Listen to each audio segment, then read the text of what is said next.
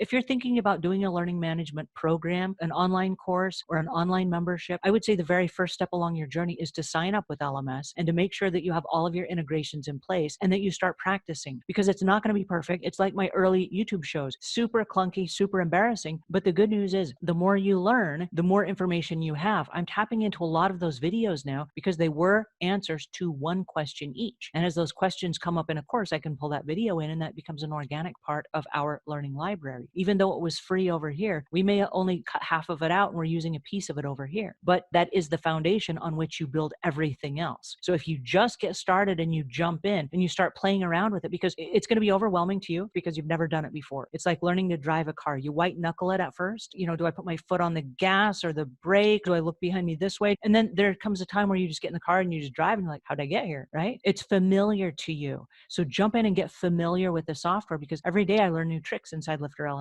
And I'm like, oh, that's so cool.